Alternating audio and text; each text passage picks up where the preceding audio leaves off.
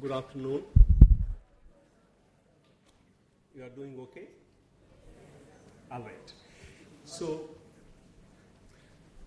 what we are going to be seeing in these 2 hours is to look at what you can call as global institutions. Okay. You are all familiar with globalization, isn't it? You're familiar. What is globalization? What is globalization at the end of the day? Would anyone want to define globalization?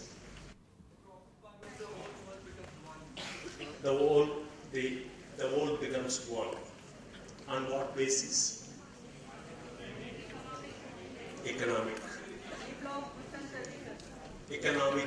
communication, cultural, ecology, technology, a free flow of goods and services, the integration of world economy, free flow of ideas, for free or for cost. So, free flow of ideas. What else it does? Yes? Availability of resources. For whom?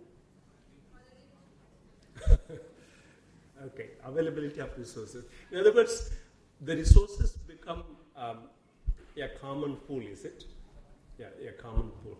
So, globalization is a process whereby the world is integrated.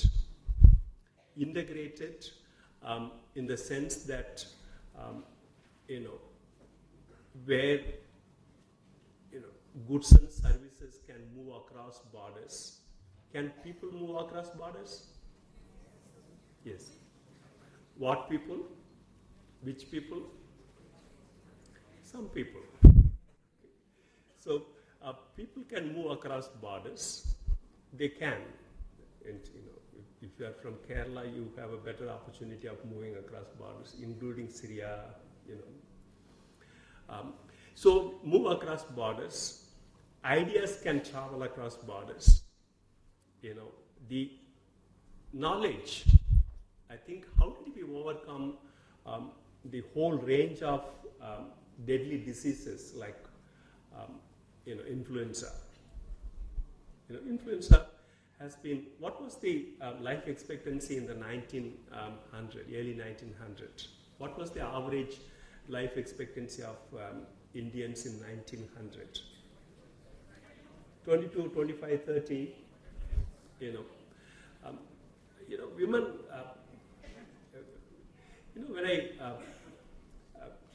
when people say that women fast now, is it not? Do they fast?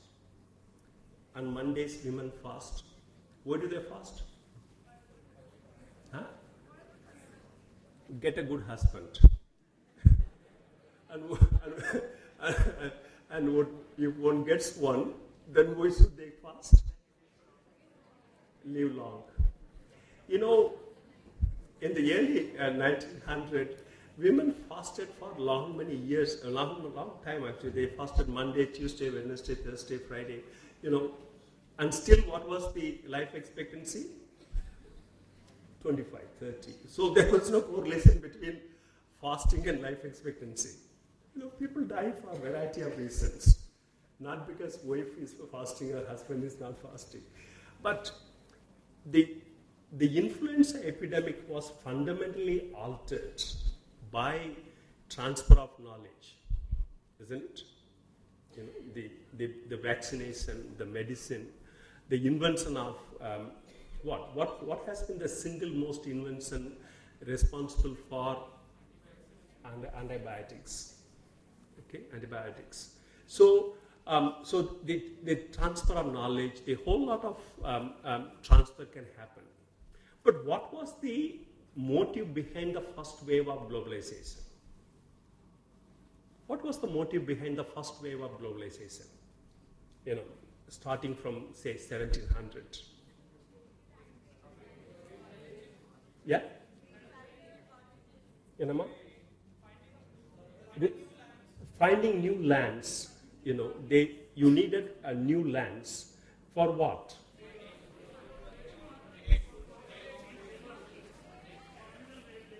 So basically what happens is that the first wave of globalization happened in the form of colonization, isn't it?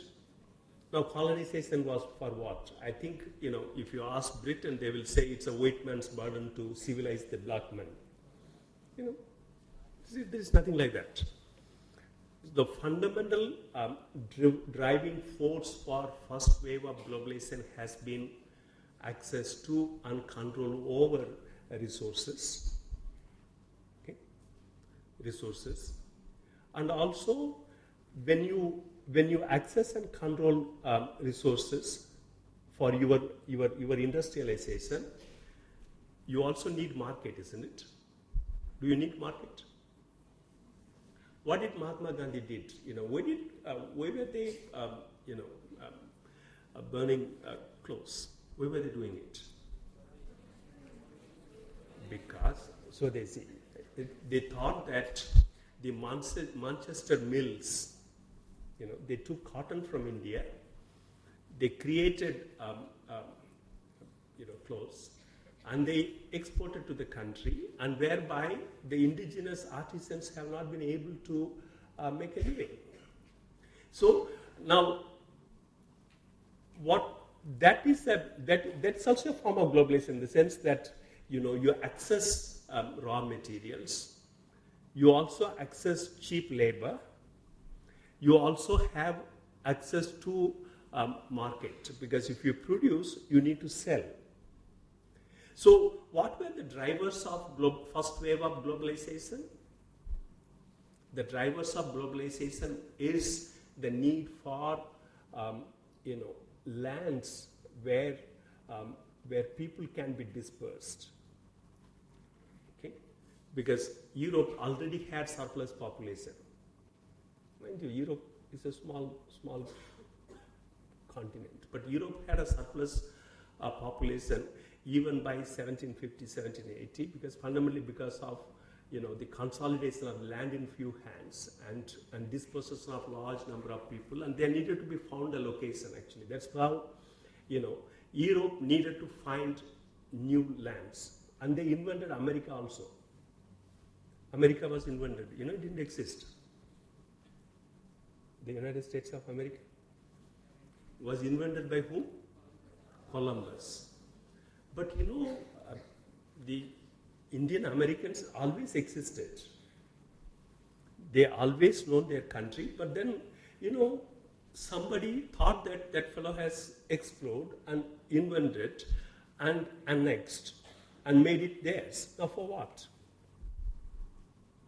So that cheap land and labor would be available. It also becomes a market. It also a market to disperse your surplus population. Okay? And colonization has been an instrument. It's a process. Colonization is a process of bringing nations together. You're okay? Okay. So it's just a way of bringing nations together for whose benefit? For whose benefit? For colonizers' benefit. There was a group of people who were to benefit from that process of accumulation. Okay, and what were the instruments they used in order to colonize? They had guns. If you look at, when I was growing up, I saw Veerapandiya Kattabomman cinema. I think Tamil people would know. And Veerapandiya Kattabomman used to be such a big Tamil warrior. But then his ability was not good enough to stand against the divisive forces the British unleashed. And his ability was not to withstand the guns of the British. So Veerapandi Kattabomman became a statue eventually. So we have a statue near my village of Veerapandi Kattabomman. No, but so what is the instrument there? What is the instrument? Guns, military instrument. What is the ideology there? You need an ideology, isn't it? You know, what is that?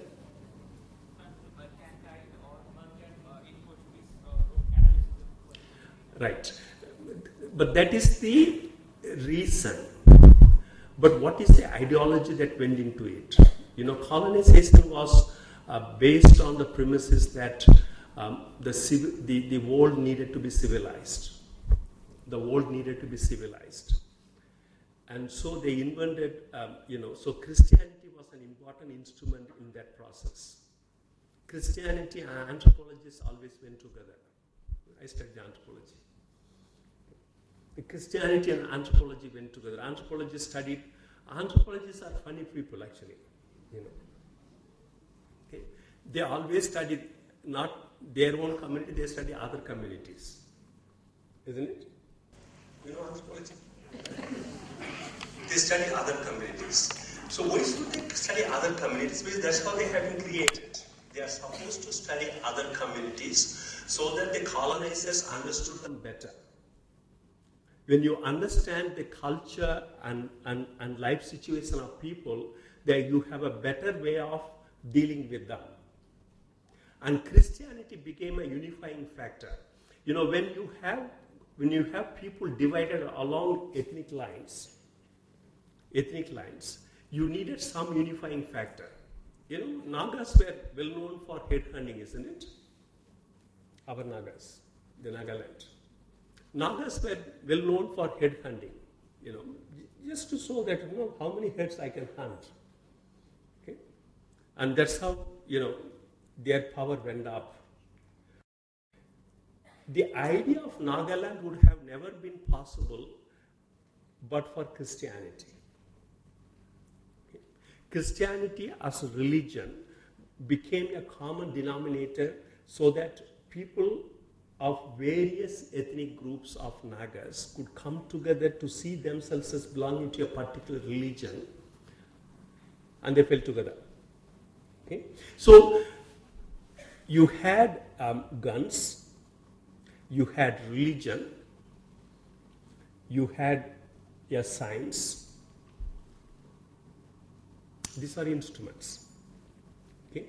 And for what? To create an integrated world from where you can get raw materials, cheap labor, and market for your producers. I think capitalism expands that way. Capitalism always must find places from where it can acquire cheap raw materials, and at the end of the day, cheap labor, cheap raw material, and a market where it can sell. This is globalization. I think much of what Professor Kohli spoke to you, the idea of liberalism, isn't it? He spoke to you about liberalism. Did he speak to you about liberalism? Did he speak to you about Keynesianism? He spoke. Keynesianism is a modified form of liberalism, okay, where liberalism talks about how markets play a very important role, okay, where state needed to play a less dominant role, okay. Whereas Keynesianism comes in to say that markets have a role, but state must play a very important role because markets can behave unruly. Okay? So you need to have mechanisms whereby markets can be disciplined. And state was needed to invest in sectors which markets may not invest. That's Keynesianism. So broadly, the first wave of globalization was built on the idea of liberalism. Okay? which is the cornerstone of the capitalism as such, where where the end product has been, how do you unify the world whereby you can, which becomes a free market. So the fundamental idea of globalization has been to create free markets. Is that right? Yes?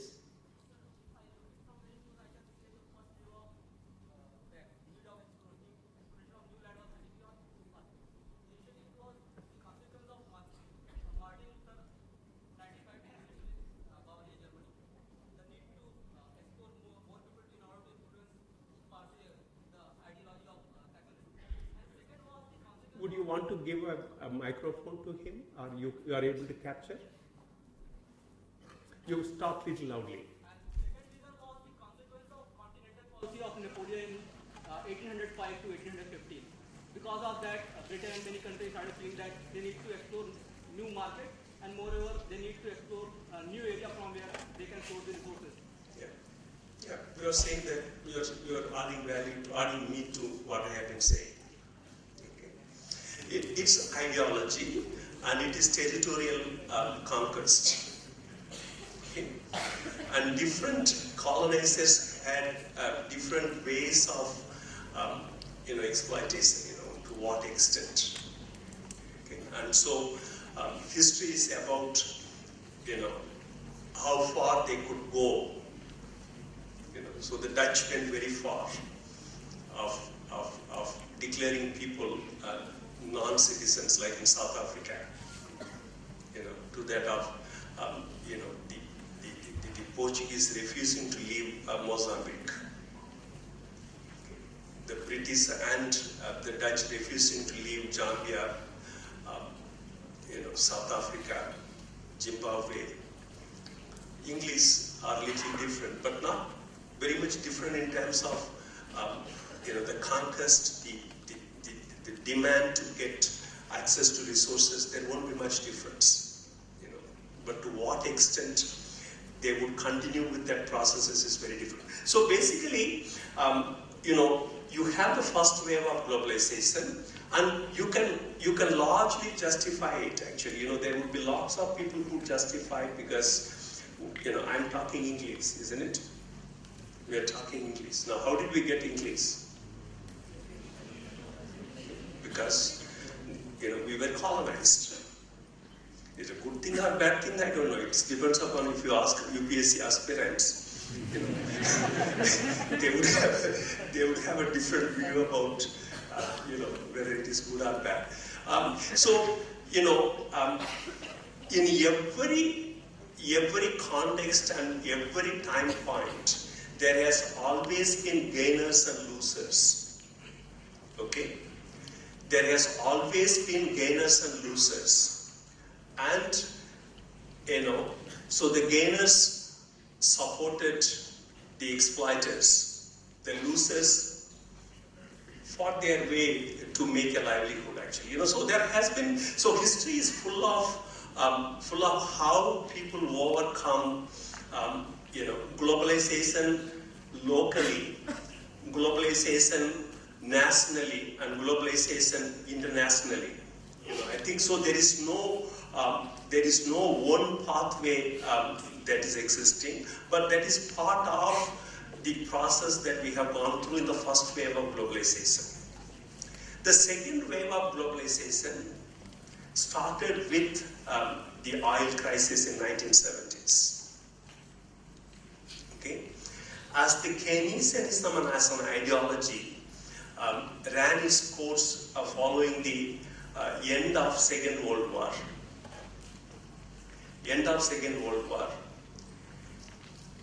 And the completion of the reconstruction of the war-ravaged Europe and Japan and other parts of the world signaled demise of Keynesianism and reinvention of liberalism in the form of neoliberalism. Okay? So the second wave of globalization would start from the end of the Keynesianism as an idea, actually. Okay? At the end of the Second World War, 3 institutions were created by the global powers, okay, in order to help reconstruct the war-ravaged Europe and Japan and parts of Asia. They created, these were called Bretton Woods institutions. Yeah. So they created the World Bank.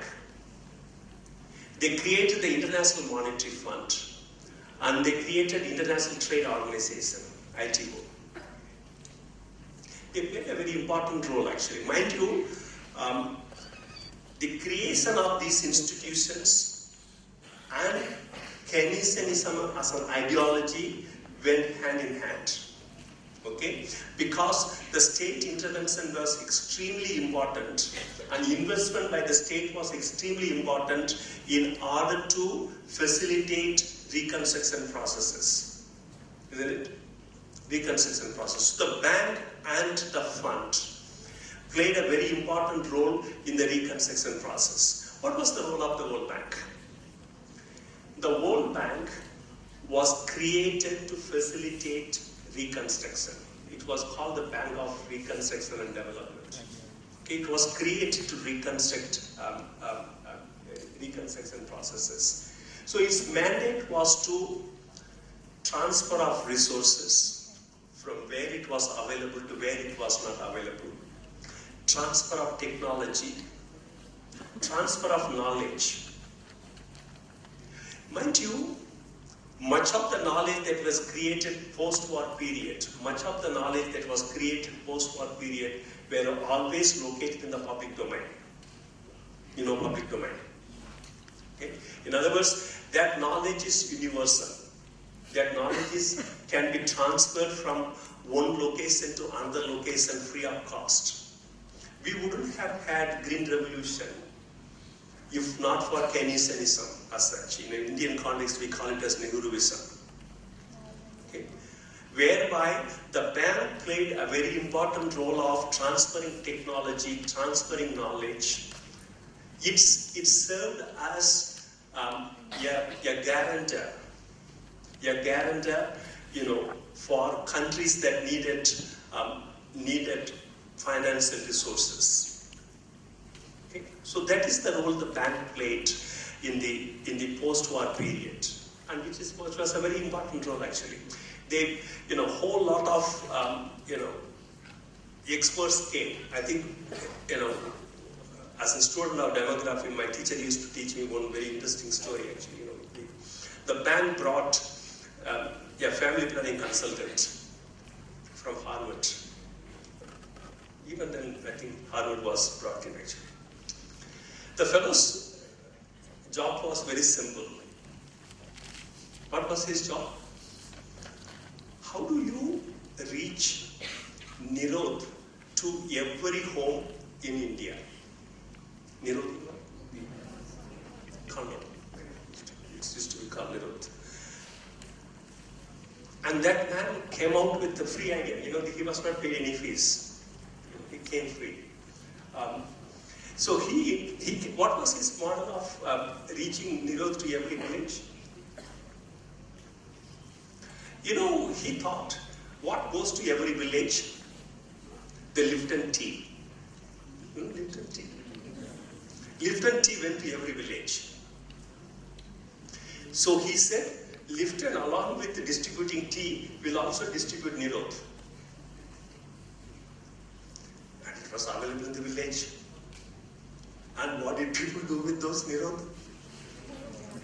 They gave it to children to play with.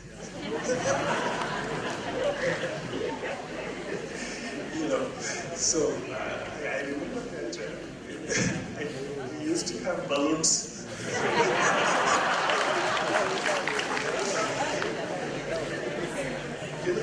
To my village. Every year, other than the election year, only one vehicle used to come to my village. And that vehicle came, showed film on family planning. All children saw that. Elders didn't come. It showed a picture on family planning, and okay. So when you got through your little store, which was available free, and then the van came, and that was the only vehicle used to come to our village. Otherwise, if there is a murder, then police car will come. Other than that, you don't have anything because the bus stand is many kilometers away from the village. So this Harvard professor brought in the idea, but then, much of the knowledge on family planning, on healthcare, vaccines, everything spread with the support from the bank. Bank is a very interesting institution actually. I have worked for it in different ways. Okay, so what was the role of the International Monetary Fund? The International Monetary Fund had two broad tasks. One is to ensure that the exchange rate did not fluctuate. Exchange rate, like our exchange rate now fluctuates, isn't it? When I was a child, when I was growing up, the exchange rate always used to be 9 rupees, 10 rupees. When I joined as a lecturer in this place, it used to be 17 rupees. And it remained as a 17 rupees for a very long time actually. Until 1993 came into the picture. So the banks, the International Monetary Fund's responsibility was to keep the exchange rate fixed. Why should you keep the exchange rate fixed? When you keep the exchange rate fixed, then you have a certainty that what you produce you can sell because you know what is the value of your product could be.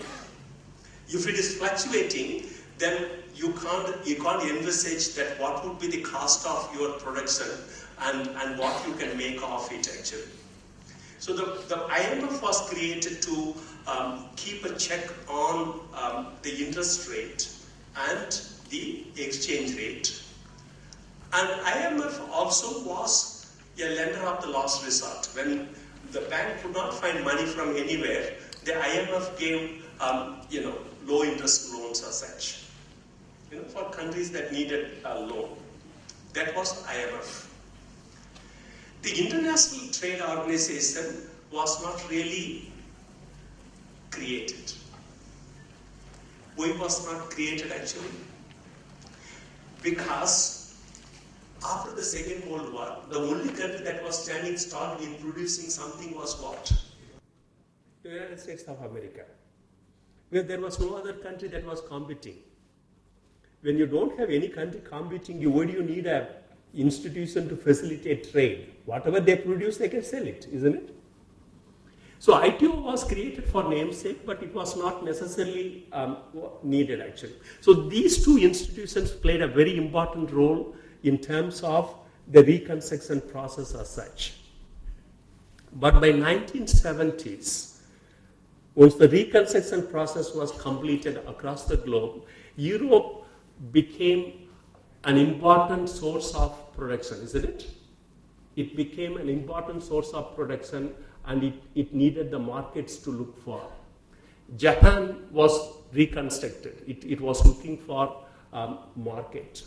You have Asian tigers, Korea. Then Thailand also came up. We are small tigers actually. We are trying to be one. Okay. Now, when you have a number of different industrialized countries that had the ability to produce much more than what they needed for their own consumption, and then the oil crisis created a situation whereby the price of gas went up very high, isn't it? The price of oil was very high. And what did the Saudi Arabians and the Gulf countries did with their money? Huh? They located in American federal bonds. They invested in American federal bonds. They located in Citibank and other banks. So there was enormous influx of capital in terms of money available with the United States and with European banks. And so you didn't need the nation state to control your economic activities as such. Okay? And that is the time the World Bank and IMF were freed from what they were doing, and given a new mandate. Okay? What was their new mandate? What was the new mandate of the World Bank and IMF? Open up the global economy. Okay? Create conditions for free trade. Okay? Because in the Keynesian era, the tariffs were fixed. Tariffs in the sense that, our model of development whereby, what was our model of development? The import substitution model, isn't it? Now, if we were to continue with the import substitution model, if we were to sustain the import substitution model, then you must have a tariff rate. You must have a tariff rate that did not allow those goods to come onto your country, isn't it? That's why your steel industry could grow. That's how your various institutions can grow. And so the tariffs were kept fixed. Okay? But in the new context, when very many countries have been producing the same products at a very competitive rate, then tariffs become a barrier. Okay? So they needed to deal with tariffs. They needed to deal with the exchange rate, because it can't be kept fixed, because different countries had different capabilities. So it needed to be fluctuating, and the dollar became the dominant force around which the international market was working as such. Okay, so what you have gotten is that the bank and the fund were asked to fundamentally work towards creating a free trade world, and that can happen only by nation states becoming closer. And what was the instrument followed to create that? Yeah? They followed the process of the structural adjustment program. Okay? The structural adjustment program. Why was the structural adjustment program came into the picture? Why did it come into the picture? Because when you had a situation whereby most of the developing countries have become indebted because of the increase in oil prices, most of them had the problem of balance of payment. Okay? Is it misbehaving? But anyway, we were not dealing anything with that. So basically, the developing world faced the balance of payment crisis.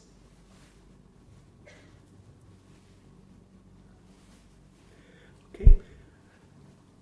And so the bank and the fund had given the mandate that can you create a condition whereby nation states are able to trade. Nation states are able to trade, and nation states are able to trade only in a situation whereby the developed world created manufactured goods. The developed world created knowledge. The developed world created technology. And the developing world had natural resources. So can you do something with the natural resources in a way whereby you can produce,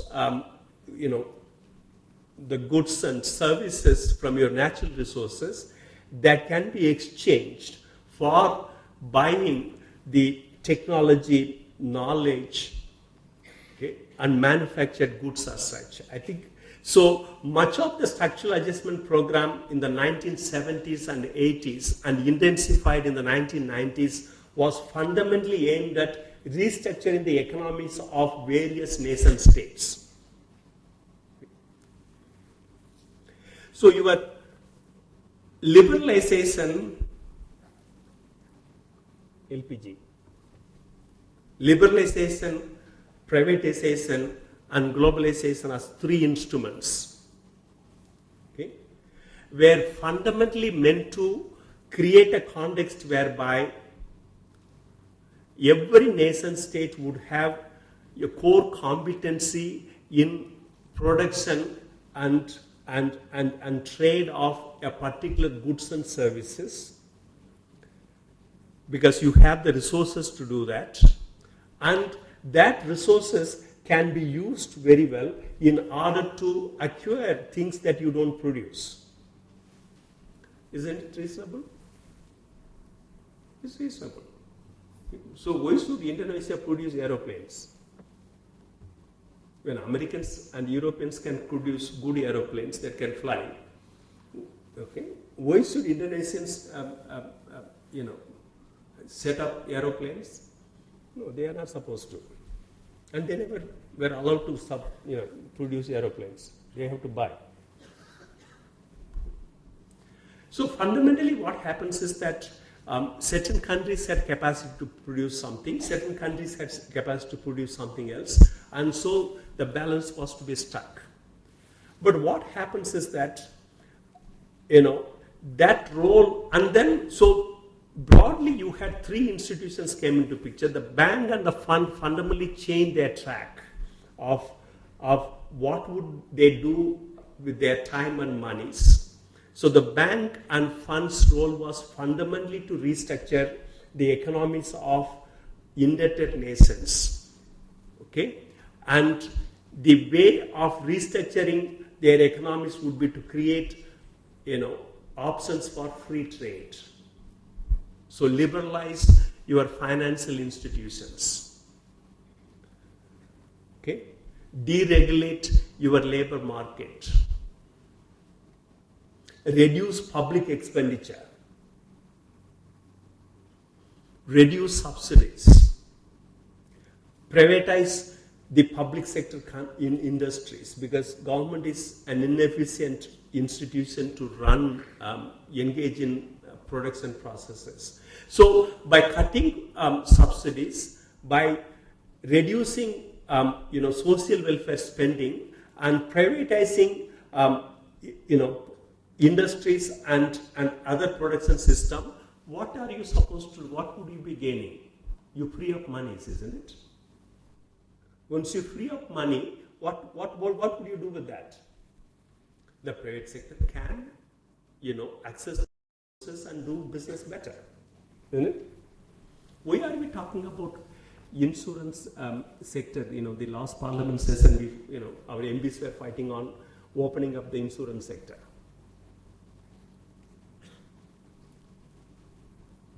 And who was wanting insurance sector to be opened up? Okay, the Americans, the Europeans, and our own industries, because it has one of the largest funds available. And if that funds are available, your interest rate will come down. When your interest rate comes down, the industries can borrow it cheaper. When they can borrow it cheaper, they can invest more into producing things. When they invest in producing more, then so many people would be producing more and at a cheaper rate, and you will get it free. Free means cheaper rate. The logic is very simple. Okay, so fundamentally, the logic of opening up economy involved, reducing public expenditure, social spending, privatizing the monies that has been locked up. This is one part of liberalization process. Deregulating the labor, okay, whereby you don't, hiring and firing become much more easier. Open up your interest rate and exchange rate, okay, so that it can move according to your currency's value with respect to other currency. When did our currency behave badly, run up to general elections? Deterioration of market sentiments. Whose market sentiments? The investors who are basically responsible for the flow of dollar in India. What? The belief of investors who wanted to invest in India are shaken. because of the prevalent policies of government. Okay. Let me tell you the story.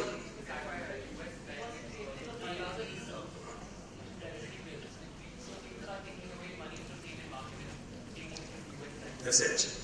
The moment we declared the Food Distribution Act, which covered almost 55% population of India, at that moment, very next day, the value of rupee decreased with respect to dollar. Broadly, 2-3 things happened. One is that following the 2008, 9, 10 crash and the crash of the financial systems, the interest rate in Europe and in North America remained at 0 level. Okay, so investments in our countries became possible for nations, for investors from the developed countries.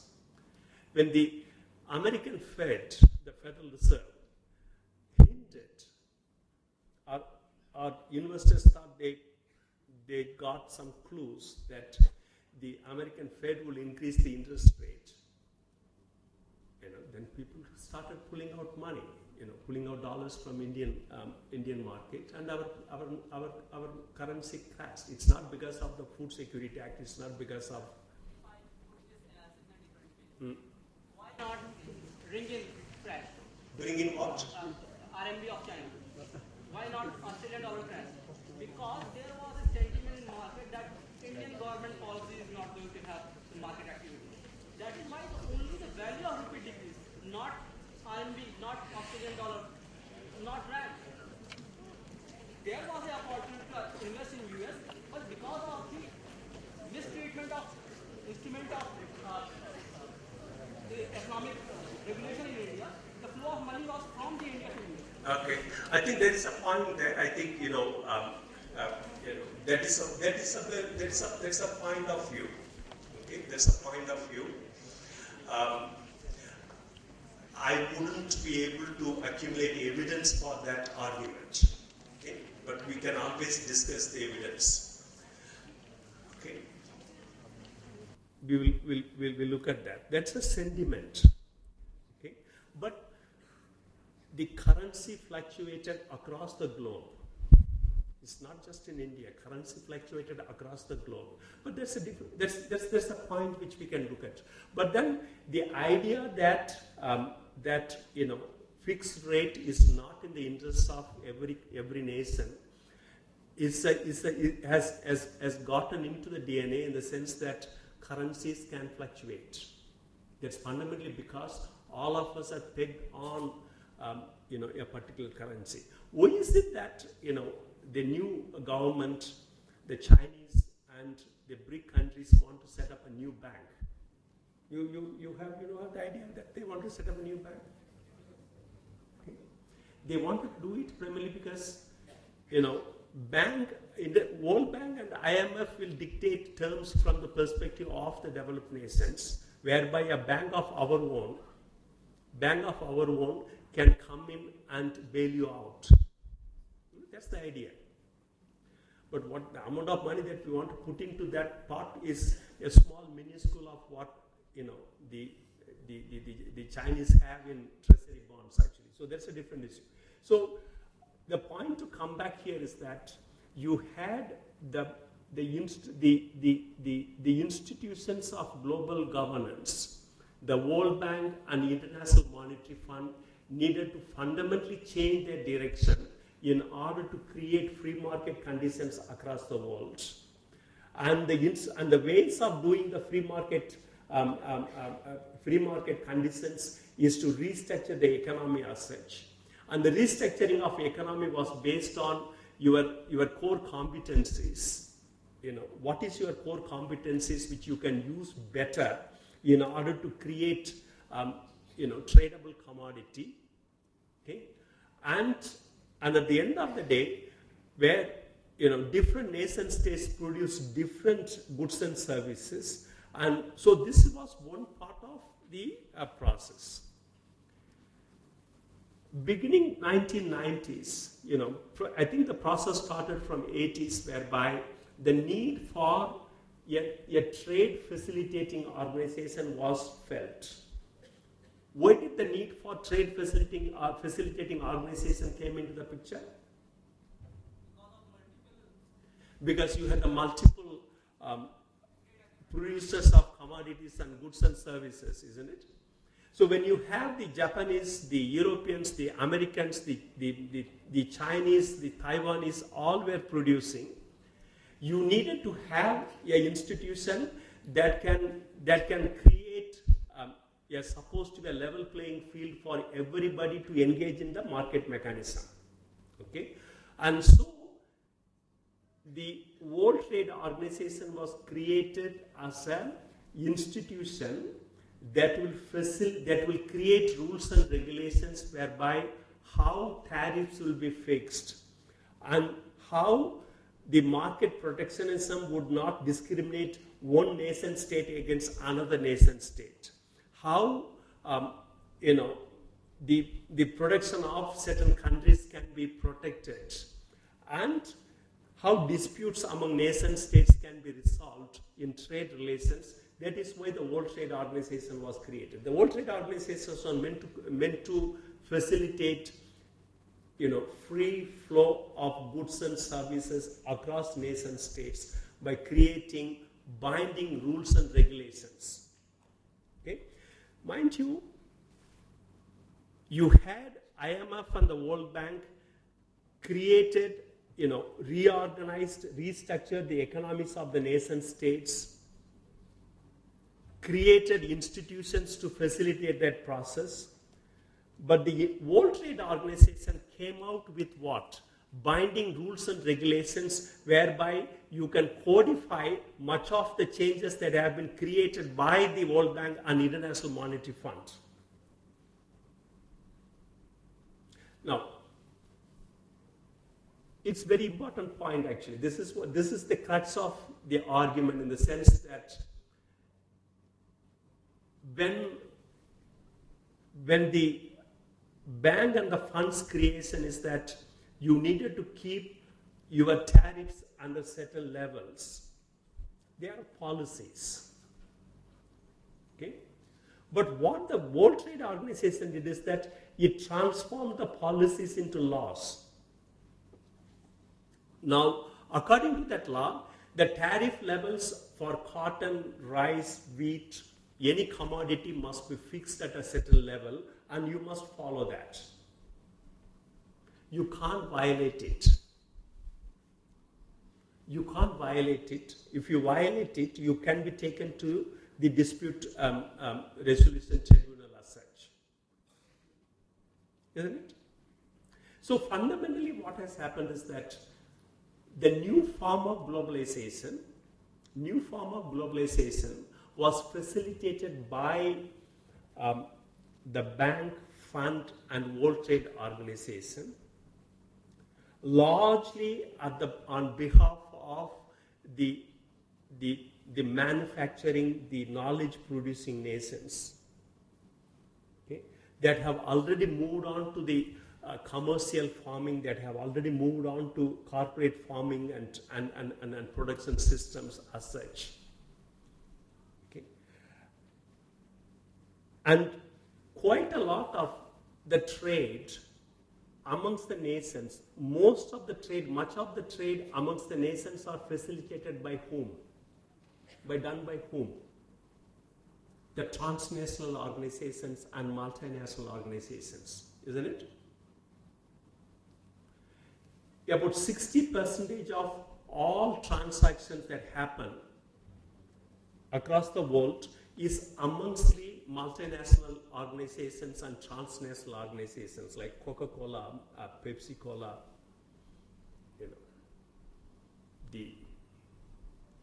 Microsoft, the drug companies.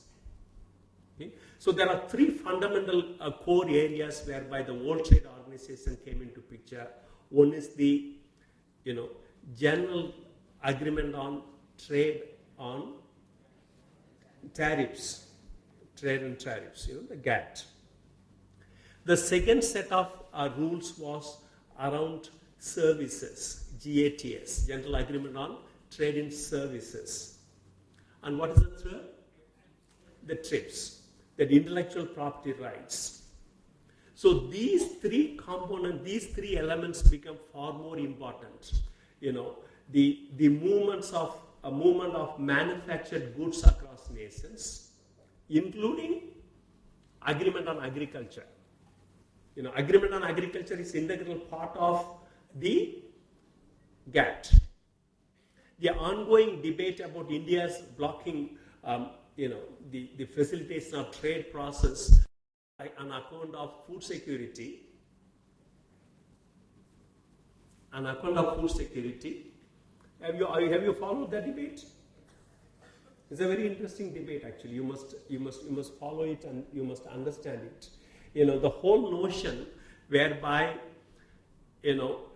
other countries can dictate whether you should have a stock of food grain or not. How much stock of food grain can you have is very interesting, actually. You can't have a stock of food grain without the agreement of nation states. So when Malawi, Malawi? Malawi is in Africa, okay. Southern Africa. When Malawi had a stock of food grains, the World Bank said, when you have a balance of payment crisis, why are you holding a food grain? You sell it. Malawi is a small country, it sold it. Okay. Then the next year, and Malawi knew very well that next year is going to be a drought year. And next year happened to be a drought year, but it has sold all its food grains, and so the hunger and famine followed immediately thereafter, actually. And Malawians needed to pay heavy price in terms of deaths, starvation, because the World Trade Organization agreement meant that Malawi could not have held a stock of grain to feed for its people for the next year. And then they didn't have the money to buy food. So friends, what happens is that, you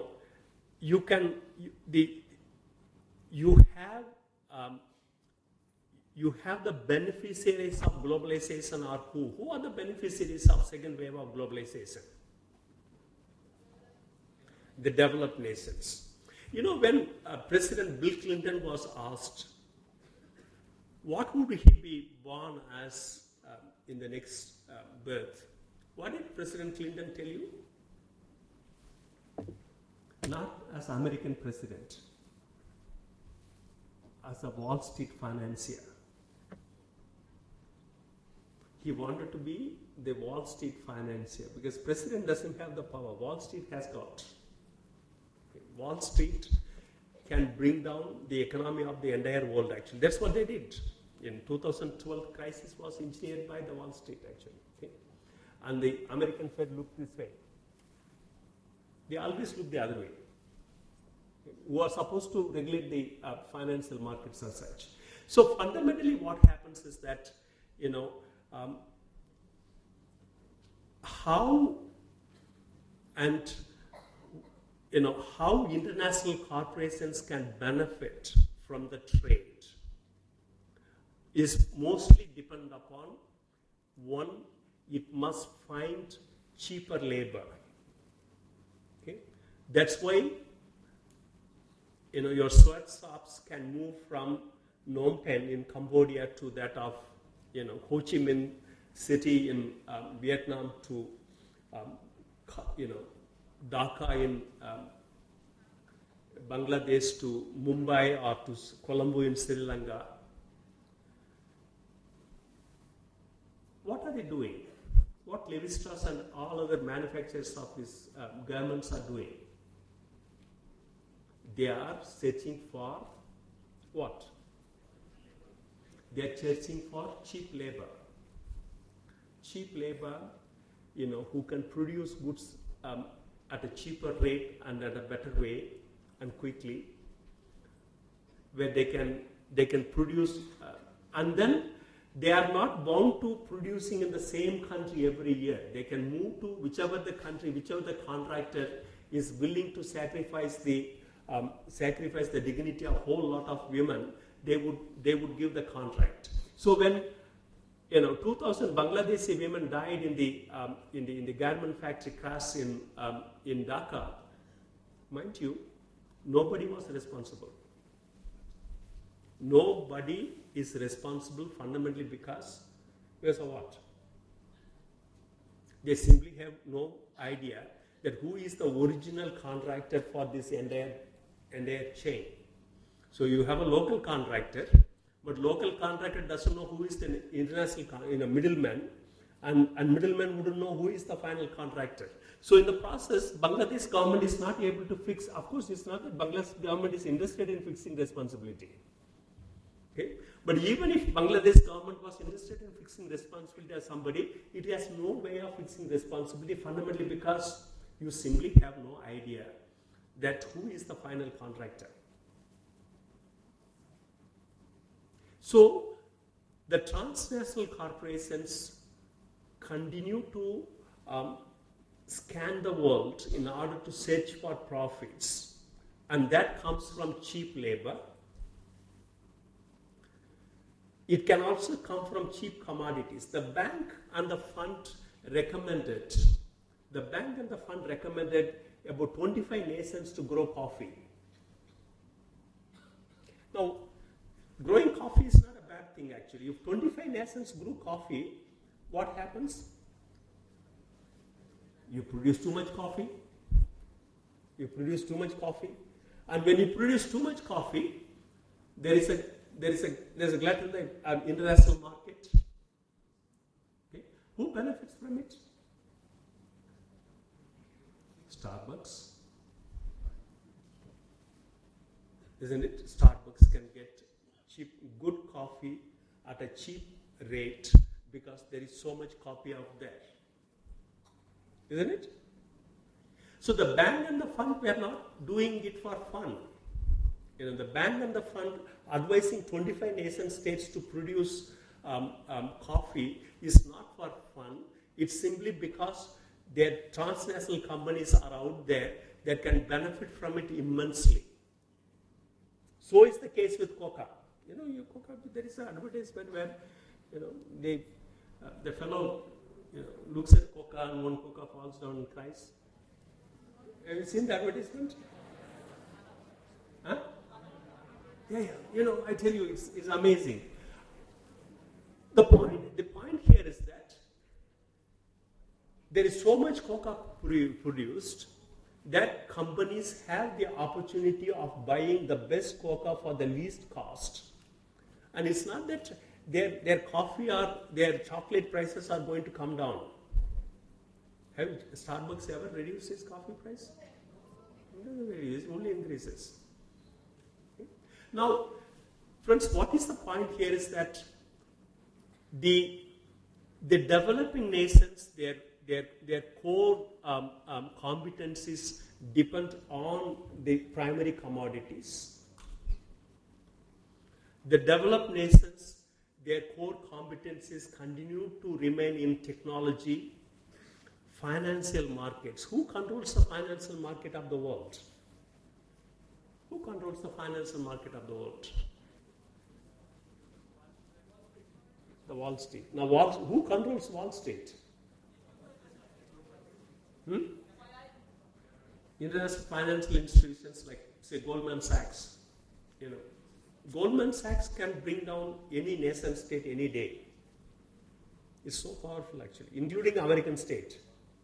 Only company that created so much mayhem but still stood as strong was only the Goldman Sachs, because they infiltrated every part of the highest decision-making body across the world, including the president of European Bank. So what has happened is that when you have the financial control, when you have the technological control, when you have the knowledge control, can knowledge be transferred now? Like, can you have a green revolution like what you had in the 60s? Forget it. You have to buy it from Monsanto and Cargill's. Because they control all licenses, all patents. So what is happening is that you have developed nations, you have transnational corporations that are integral part of the developed nations. Now, who is big? Whether the government is big or the transnational corporations are big, it's a very different debate. Actually, we can, I can give a 25-hour lecture on that. Okay, but they are not independent of each other. I used to go to WTO negotiations actually in Cancun, in whole lot of things actually. When the American delegation comes to these negotiations, they come as a battalion. A big battalion would come. The pharmaceutical companies would have about 50 lawyers. The arms dealers arms companies would come with about 100 lawyers. Okay? The agribusiness companies will come with about 100 lawyers. They are all, much of it is fixed. What they want is already defined. I think some of you should visit the World Trade Organization office in Geneva. It's like very interesting place. If you go to Agreement on Agriculture office in Geneva, Agreement on Agriculture, they make policies on agriculture. It's a very interesting place actually. It has about 200 staff members, but 180 staff members are from the settler countries. What is settler countries? United States, Europe, South Africa, Brazil. Settler countries are countries whereby the average land holding would be about 5,000 hectares of land. South Africa, 85-90% of the land is owned by about 1,260 farmers. Period. Now, the remaining 15%, some of them would be Indians. They have never gone to village. And these guys sit there and make policies on agriculture. And they know no other agriculture than corporate agriculture. Now, there is nothing wrong with them.